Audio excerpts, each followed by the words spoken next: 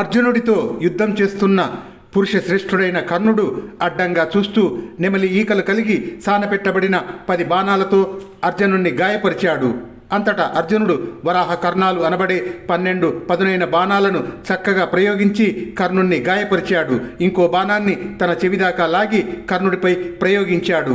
అర్జునుడిచే చక్కగా విడువబడ్డ ఆ గొప్ప బాణం కర్ణుడి విచిత్ర కవచాన్ని ఛేదించి ప్రాణాలను తోడివేస్తున్నట్లుగా కర్ణుడి నెత్తురు త్రాగి నెత్తుడితో తడిసిన రెక్కలతో నేలలోనికి చొచ్చుకొని పోయింది.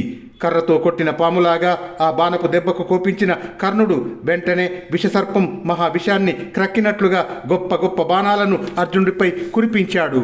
అంతటా కర్ణుడు 12 బాణాలతో కృష్ణుణ్ణి 99 బాణాలతో అర్జునుణ్ణి గాయపరిచాడు. మళ్ళీ ఒక భయంకరమైన బాణంతో అర్జునుణ్ణి గాయపరిచి కర్ణుడు సింహనాదం చేసి నవ్వాడు. అర్జునుడు ఆ కర్ణుడి నవ్వును సహించలేకపోయాడు. ఇంద్రుడు రణరంగంలో బలాసురుణ్ణి బలంగా కొట్టినట్లుగా ఇంద్ర విక్రముడు మర్మవేత్త అయిన ఆ అర్జునుడు 100కు పైగా బాణాలతో కర్ణుడి మర్మస్థానాలను ఛేదించాడు. అంతటా అర్జునుడు యమదండాల వంటి 90 బాణాలను కర్ణుడిపై ప్రయోగించాడు.